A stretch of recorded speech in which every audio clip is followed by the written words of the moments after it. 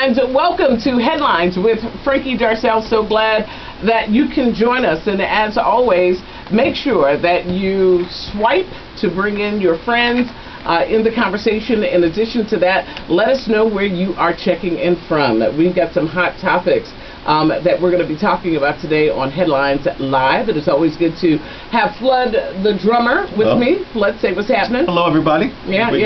So what's happening to our number one? Our number one is there. You know, we're inside the afternoon traffic jam on WDAS. We are live on the air, and I've got my computer in front of me too, so that I can see and do what it is that I need to do. We've got some hot topics we're going to be talking about today. So invite your friends to join in on the conversation. Coleman Walker, first comment of the day. Conversation. Hey. Yeah, so hello to everybody that's joining us. We're going to let some people check in. Michelle is checking in as well. My best friend's mother has been watching this since we started doing live. Before my best friend even knew he was doing it. So awesome. He came downstairs. He said he saw her watching it. It was like, hey, Mom, what is her name? Sharon Nicole Griffin from New Jersey. Sharon Nicole Griffin from New Jersey. Kim Ray, what's going Delaware. on? Listen, we keep it 100 and we keep it real about the headlines and the topics of the day. Tanya on the bus. Right, yeah. Tanya's on the bus? What bus, Tanya? I love it. And I love technology because it gives us an opportunity to be wherever all the time. Shout out to everybody that joined us as well for the Women of Excellence this last Saturday. It was absolutely off the chain.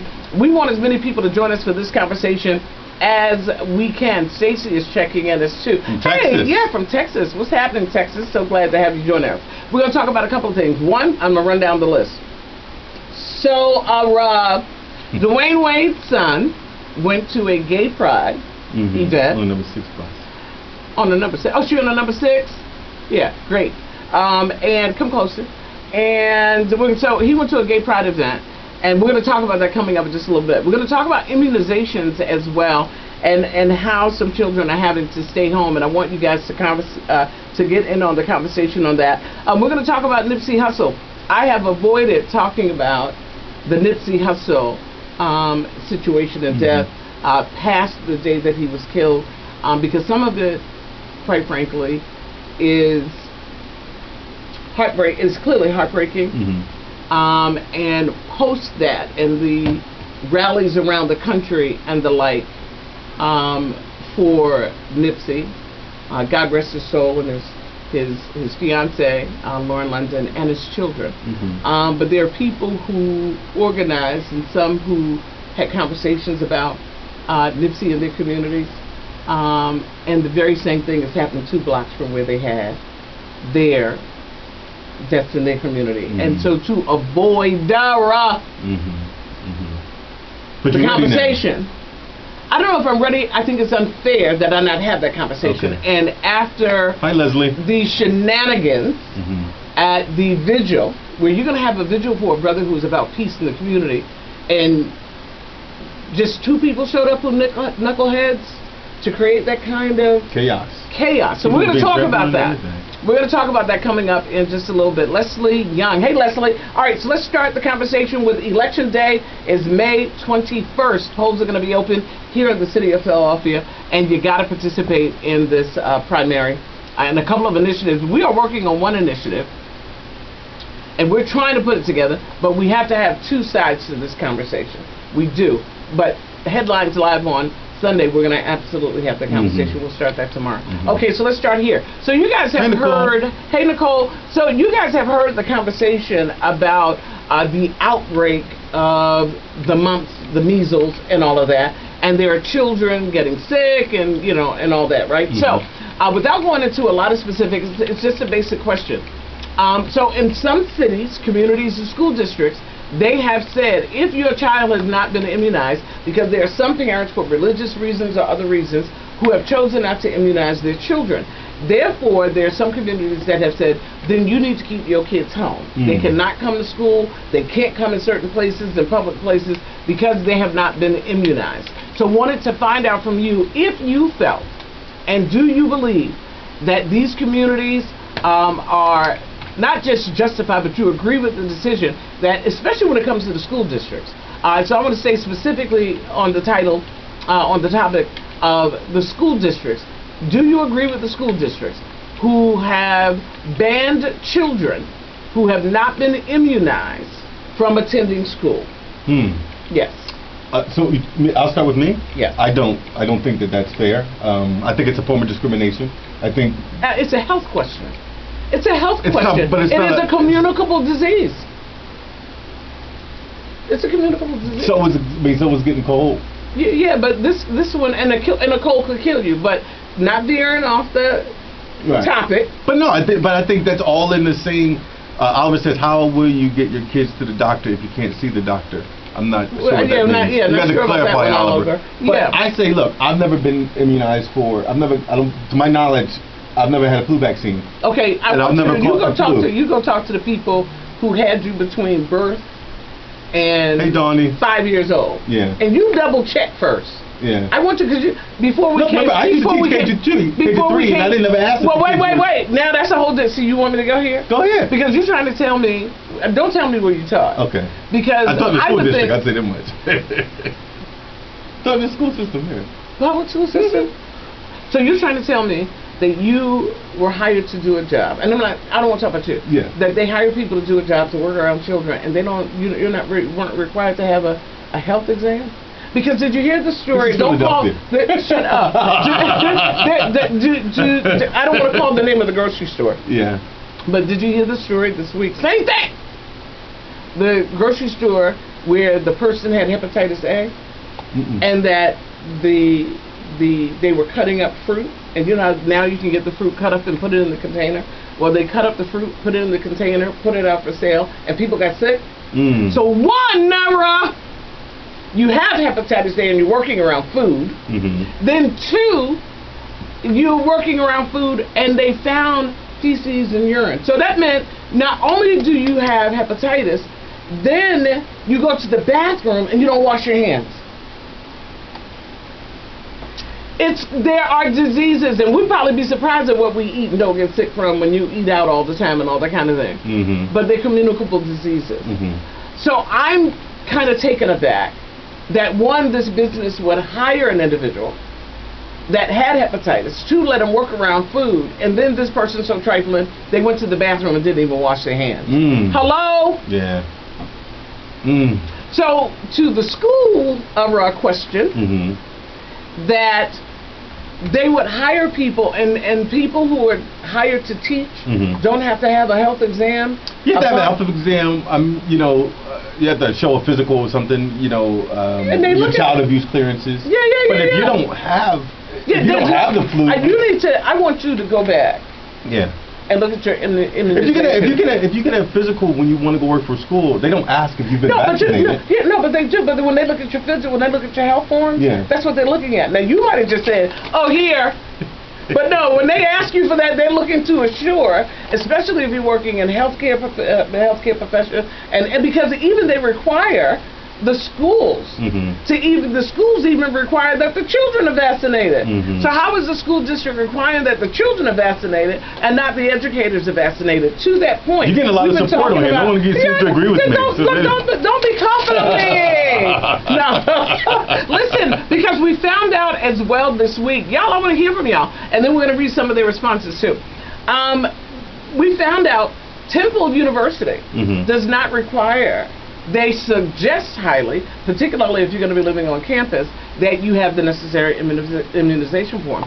Lately, my daughter attended college. I had to have all kinds of immunization. That's what Tanya said. Her daughter could not go to college without being immunized. And they were like, and they said, look, deuces, if you don't get immunized, we'll see you when we see you. But we did research, we did look up on the admissions pages on UPenn, LaSalle, Renard. It was UPenn, LaSalle, Temple, St. Joe's.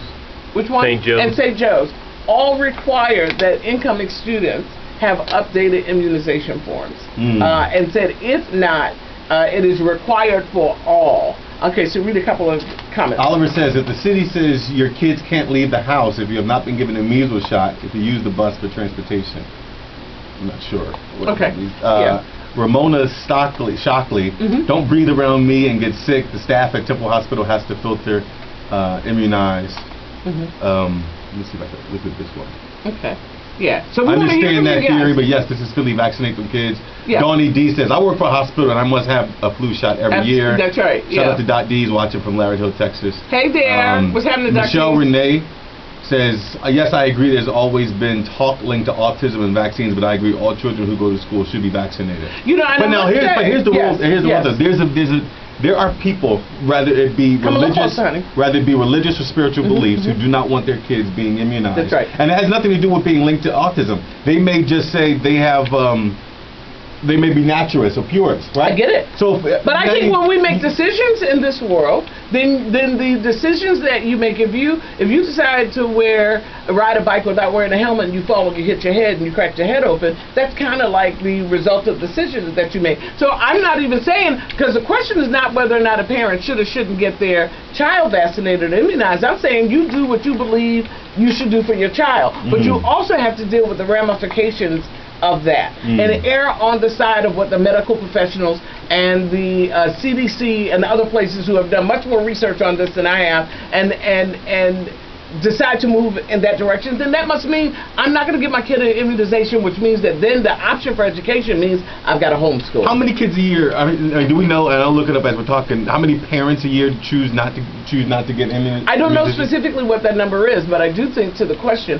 that if a parent decides that they're not going to immunize their child and the district requires them to do that, they have the option not to educate their children. They can educate their children, they just need to homeschool them. That's so it's discrimination. It is not, I'm not discriminating against you. It's a public accommodation. It's a public school. There's no more than saying if you get on a bus, discrimination? You can't get on a bus if you haven't watched. Because there's a possibility that you getting on that bus can affect other people from a health perspective. But that's I'm not saying you can't get on because you're sick. We're not saying that. We're talking about from a public health perspective. They're saying that they have, and cities, districts, and businesses have a responsibility for the health and well-being of all of the students. So here's a 2008 October 2008 article from the Washington Post. That's a little old. 2018. I'm sorry. There you go. 2018, October 2018. Percentage of young U.S. children who don't receive any vaccines has quadrupled since 2011. And it says that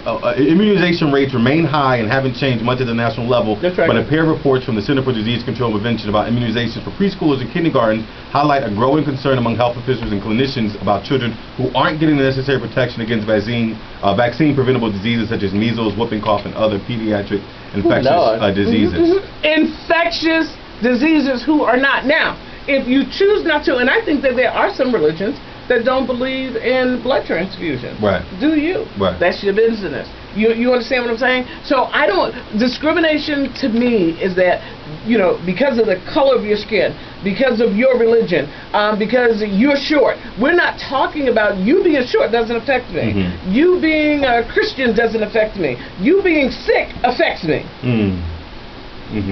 So when Leslie says her child got scarlet fever from another child at his daycare when he was 3. I do not hesitate to speak my support of safeguarding immunizations. All right. I mean, I get it. So. All right. So speaking of children, let's go on to thank you for those. And if you're just joining us, we're talking about the immunizations and should children who have not been immunized that's a good question from Andrea. Should people with illnesses stay home or live in a bubble? It depends on what your illness is. If your illness could be infectious, stay home. If your illness is something that, I come to see you, or that's one of the reasons why when you go to hospital you have to wear gloves at certain times. You got to wear things depending on the level of care a person is getting, and you might have to wear something over your face. So it depends on what the illness is. We're not talking about you got a broken leg and you're sick, you got a headache and you're sick. Come on, we're talking about something that could jump off you onto me. Fair enough. So we still talking about children? No. But I'm not vaccinating my children. Okay, all right. Well, I'm done with children. Because you know why? I'm done with children. Can I just tell you why? School. Yes, but if my grandchild is there, your kid gonna be out. No, I'm just kidding. He got to go. He's my friend. But go ahead. My children will be washed in the blood of the Lamb. Amen. Hallelujah. Hallelujah. That's right. And then you washing them in the blood of the lamb. And look, and won't give them a shower before they come to school. Hopefully that lamb had his vaccination shot. And hopefully it's not a sick and pointed lamb from somewhere else when we look at what we're doing today. So let's talk about Dwayne Wade. Have you guys heard? First of all, shout out to Dwayne Wade. Played a great game yesterday. It was his final home game. He's retiring this year after playing in the NBA for a number of years. So I'm going to let Flood give you the background on this. First of all, let's show you the photo. Let's see if you guys can see the photo. There he is. Back it up just a little teeny bit. Yeah, there we go. This is Zion Wade, 11-year-old. Yeah, right there. Okay, 11-year-old Zion Wade. Oh, you know what's coming through. 11-year-old Zion Wade. This is a picture from this weekend's Pride in Miami. And an article. Go ahead. Oh, okay, go ahead. So, Gabrielle Union is Zion's stepmother. This is Dwayne Wade's son. And apparently, Dwayne Wade's 11-year-old son came out as gay to the press a couple of days ago, or at least the article that was published 2 days ago from Rolling Out. No! Rolling Out? Yeah. Said that he came out at the event as gay? The article says Dwayne Wade's son come out as gay, and the article was published 2 days ago. Okay, we got to pull that up too. Yeah. Yeah. Go ahead, but tell the story. So the 11-year-old marched in the Gay Pride Parade over the weekend, and was supported by his family, and it sparked a debate online about homophobia and whether children under the age of 13 or 18 even can really know what they're feeling and whether they should be protected or enabled when they have those feelings by their parents. And I see the argument on both sides. I mean, I remember last year there was a story about, not to get too far off, but there was a story about a 9-year-old, I think in Ohio, who had came out, he was 7, I think, had came out and was bullied as gay because he was, not only did he come out, he was going to school with fake fingernails on and all this other stuff, and the kids were bullying him. We call them acrylic. Acrylic nails. Just like nails. A man. He had this okay. Had the press-on nails and was getting bullied and took his own life. And when I was looking over that story, I felt for the kid, but I was more angry at the mother because when a child is 7 or 9 and they come to you and say, "Mama, I'm gay," it's not your job to say, "Let me go get you some fingernails and let me enable this." Well, here's the thing. Talk them out, talk them over it. Okay, so just to that point. Okay. Do you meet your children, especially when they're young? Nicole Banks, he can't be 11 talking about he's gay. Here's the thing.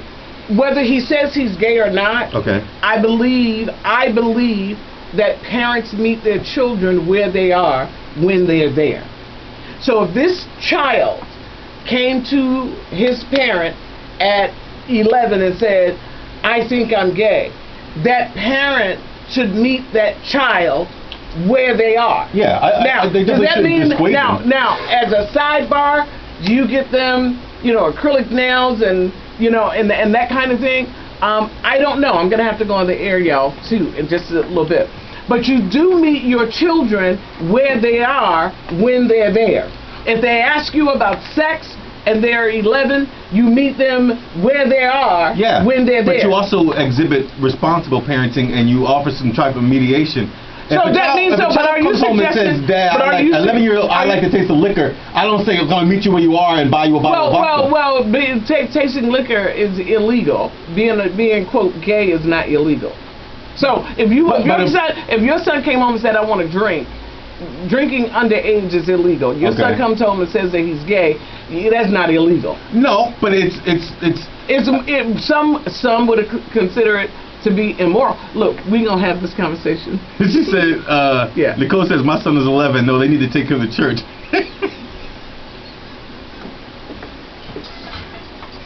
Philly's best R&B and throwbacks to 105.3 WDAS. Frankie Darcell with you. Hey, listen, I've got a pair of tickets for you. I want you to check out the Mother's Day Music Festival. It's going to be hot. We want you guys there. It's going to be Frankie Beverly Mays, Kim, I'll Be Sure, Christopher Williams, It's going to be at the Boardwalk Hall in Atlantic City. Plus, you're going to qualify for a pair of tickets to the official after party. We're looking forward to that. That's going to be at Bally's. Tickets are on sale now. You can purchase your tickets at the Boardwalk Hall box office or at Ticketmaster.com. OP Productions in Delaware and Philly, and the Philadelphia Hair Company. So the phone lines are open as we look for caller number 10. And we're going to hook you up with those tickets. And while you're out and about, join us on Facebook Live. And we've got those tickets. We're 105.3 WTAS. And what we can do is just get the who, the what, the when, and the where, and I'll go from there. And I can... So these are good comments. Denzel Weaver, don't you know many kids start at a young age realizing they in the wrong body or attracted to the same sex? Oliver says, yeah, be responsible. Don't go public at the age of 11. Leslie Young said, if your child comes to you, I think you should start an open conversation. Tanya Dyson-Berry, yes, if you're young, asking grown-up questions, let's talk and see how you feel in a year. And then Stephanie Comer says, I'm glad the Wade are supporting, but he's too young to really know, I think. But we really would have to talk about his feelings. I just want to be clear. I would say, if I had a child who came home and said, you know, Dad, I'm gay, my first thought would not be to tell them it's wrong or anything like that. I would say, what does gay mean to you? Where did you learn that term? How do you understand that, right? Because at 11-year-old, you don't have a real context for your own sexuality, really. So you may say, well, I like my friend Jack and we like to play together. And you may think that's gay because you like a boy, but you may be misunderstanding your like for a friend between sexual attraction. But here's the thing. I think that at 11, children are more in tune, and because of social media and because, you know, the world has changed. And I think the former president, number 44, the conversation about being LGBTQ has been more open and accepted and open in conversation. But it's also perceived as a fad, too. Well, by some, we can have that conversation. Right? I mean, because 5 years ago, 8 years ago, 10 years ago, Don Lemon would have never been on air telling people how excited he is with a man who's nearly 80 saying, my husband, you know, my boyfriend proposed to me, and I said yes.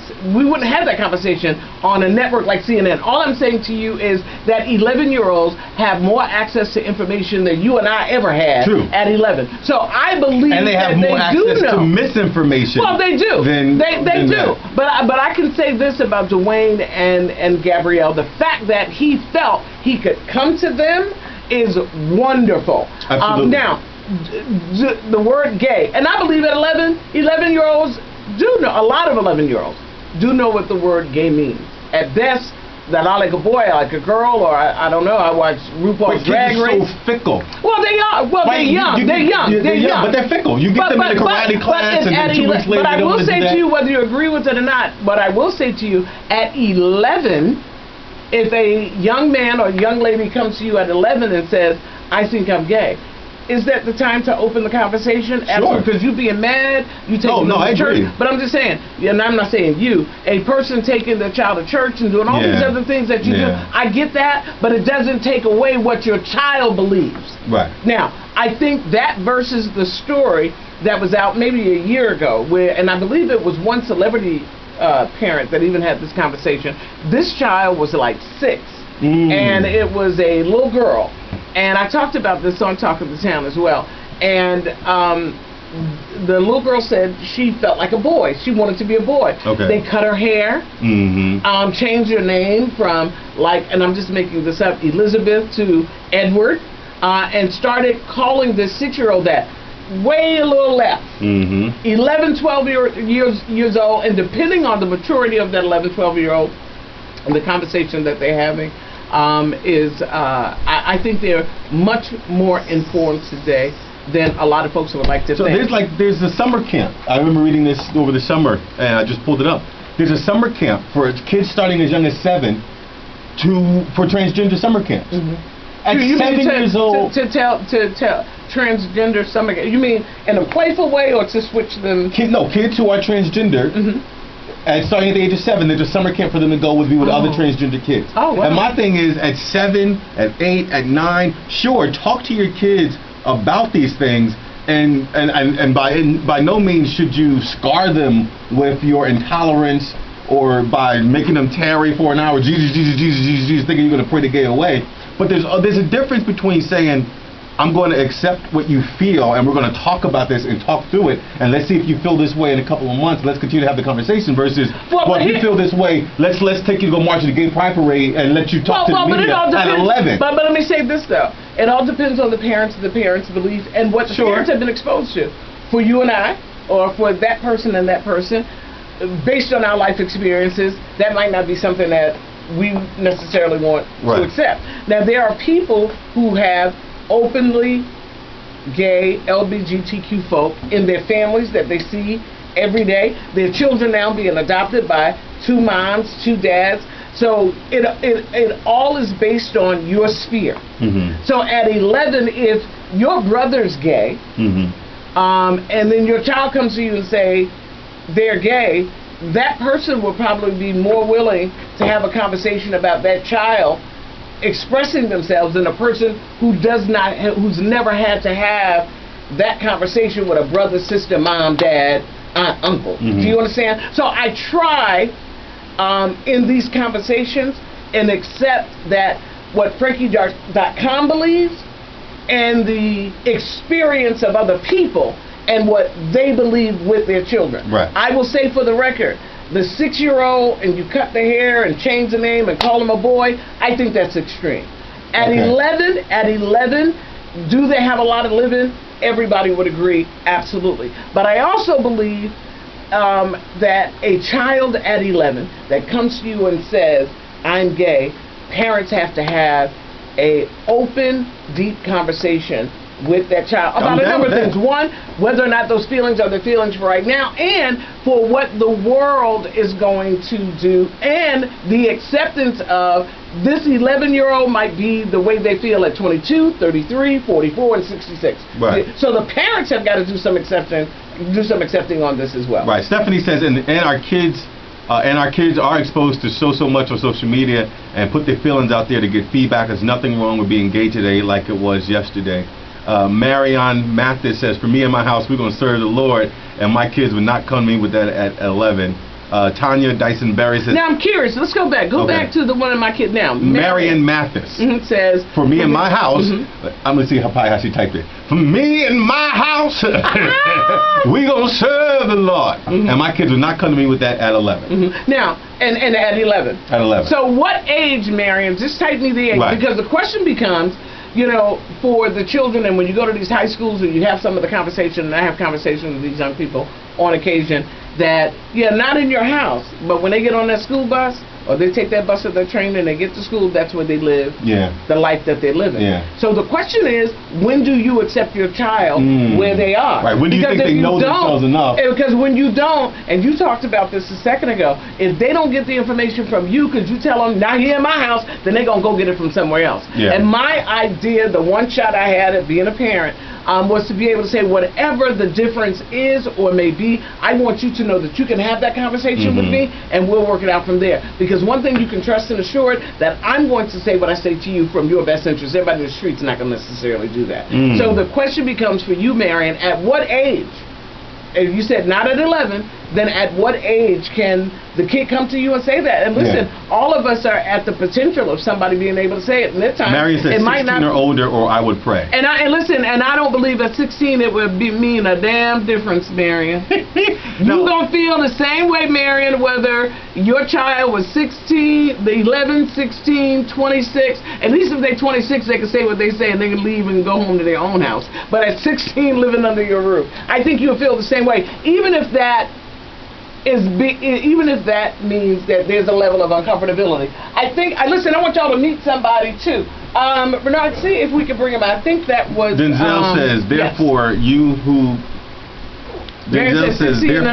who condemn gays are just as wrong as a sin is judging drunk, whore, stealing, and cussing. I think, to be clear, neither Frankie or I are condemning anyone.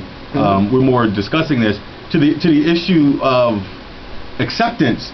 It is important that even if you don't agree with your child's decision, whether at 11 or 16, you don't harm them, and you definitely don't kick them out.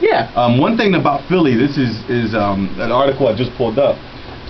Nearly 50% of the homeless youth in this city identify as LGBTQ, and most of them are homeless because their parents kicked them out because they didn't agree with it. And I will tell you that number is high nationally as well. And to what you just said, to the point, that that should bother us.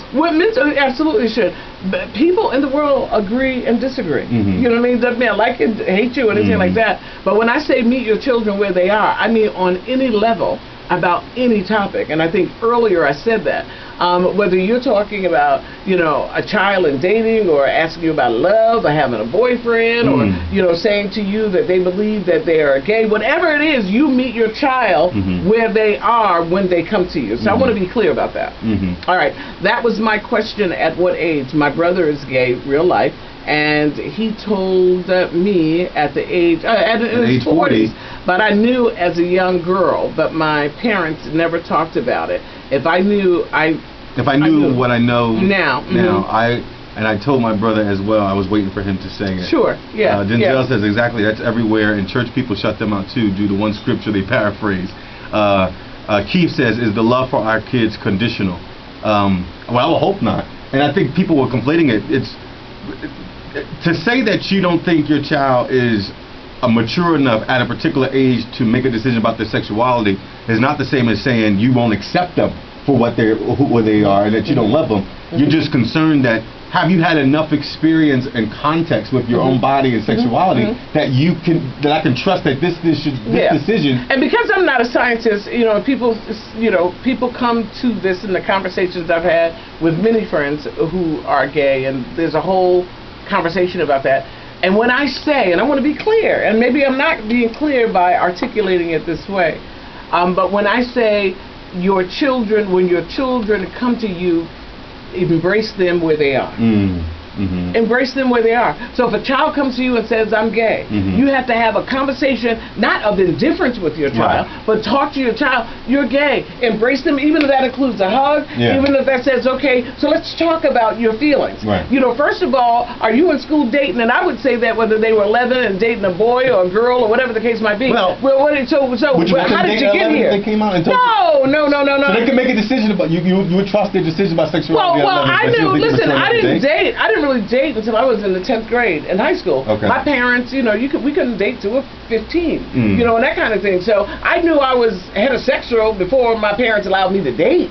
Just because the house rule was we couldn't date until we were a little older. That means I ain't see a little boy and was like, boy, he's fine as hell. You know what I'm saying? So I think those are two different things.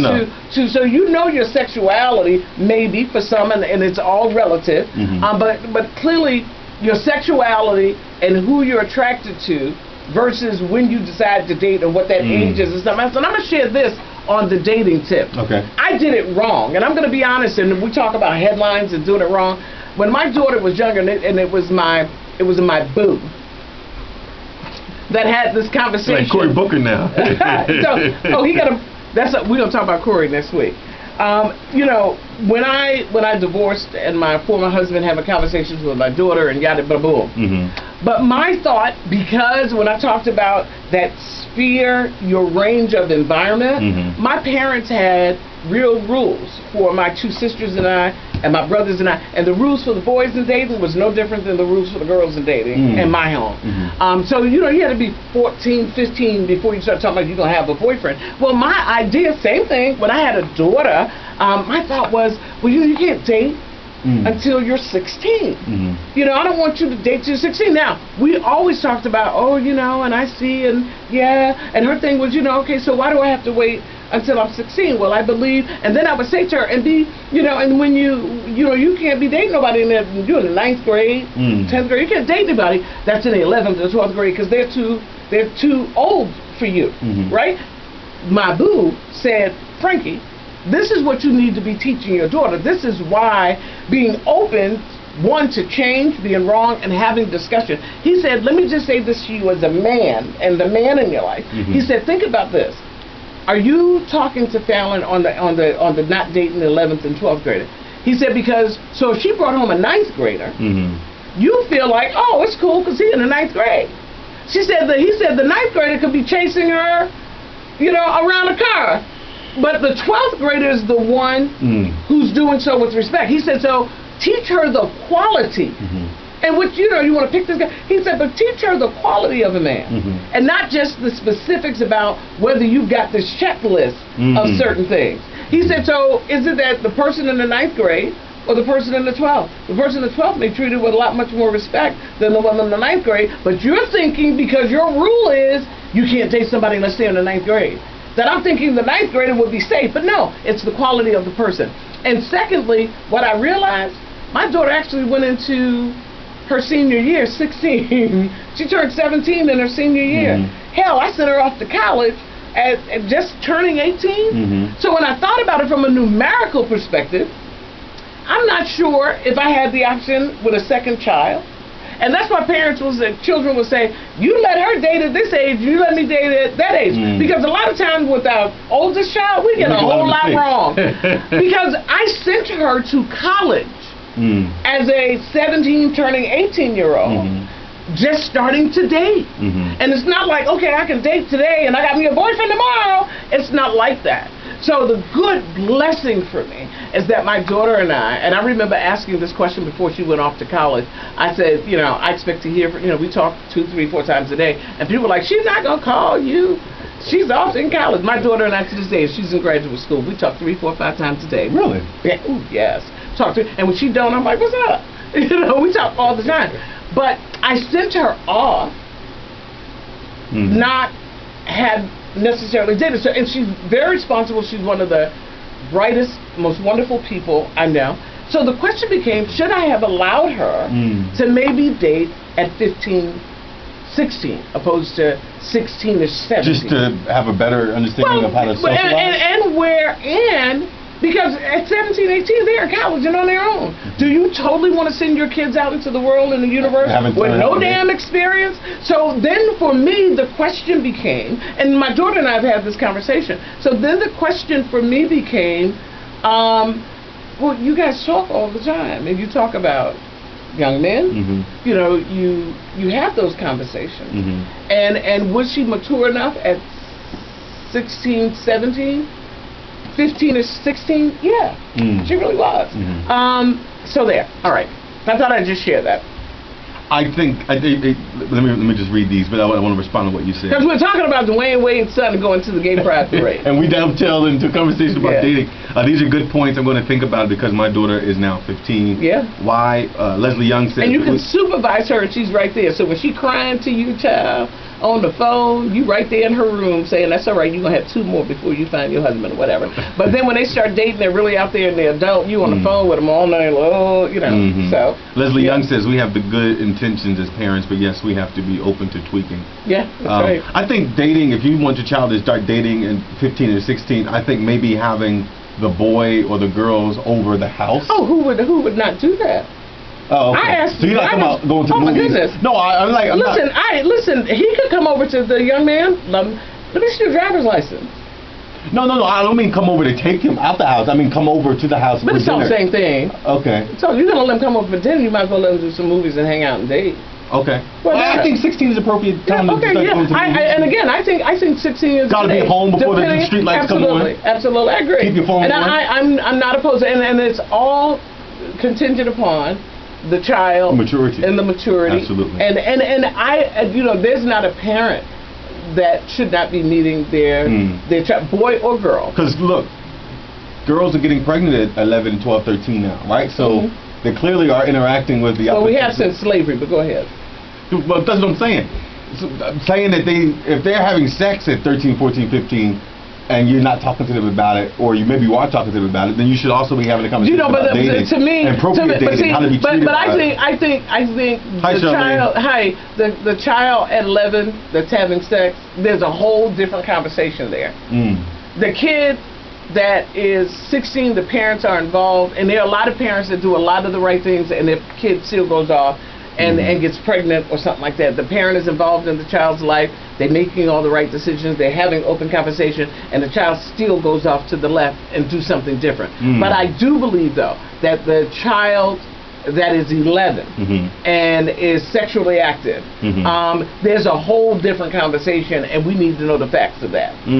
There's a different conversation between the 16-year-old that has a relationship with their parent, that is talking about dating, and the 11-year-old that's pregnant. That I would like to know with the 11-year-old I would have a lot of questions. Like what? You're 11 and you're out there having sex. What kind of environment are you around?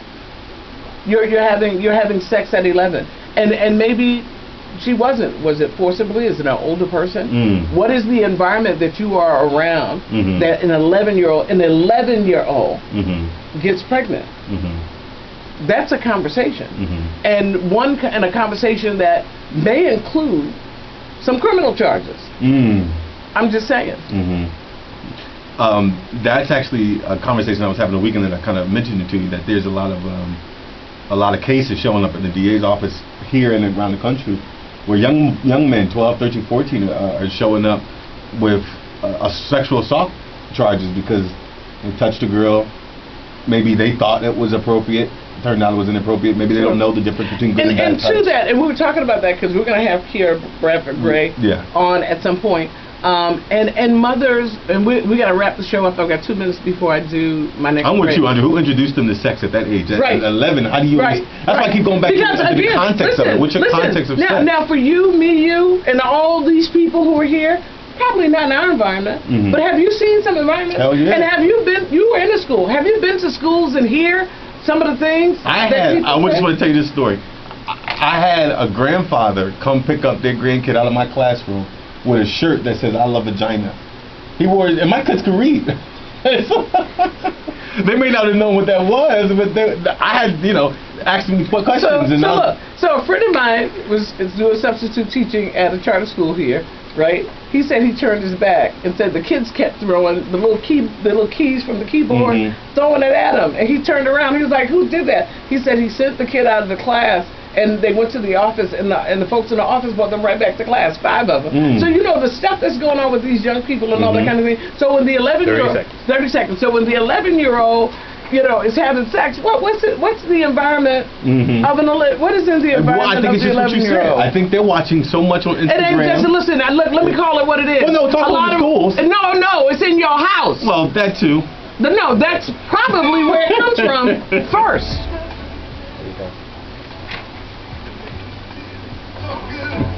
I know, right? Philly's best R&B and throwback to 105.3 WTAS. Hey, listen, I've got those tickets to the Mother's Day Music Festival with Frankie, Beverly Mays, Kim, Albie Shore. It's going to be on Saturday, May 11th at the Boardwalk Hall, Atlantic City. Listeners can also win a pair of tickets to the official after party. Let me congratulate Miss Robin Banks of Wilmington, Delaware. She's got her tickets. You can go online and get your tickets, or at the box office at the Boardwalk Hall, Ticketmaster.com, OP Productions in Delaware, and the Philadelphia Hair Company.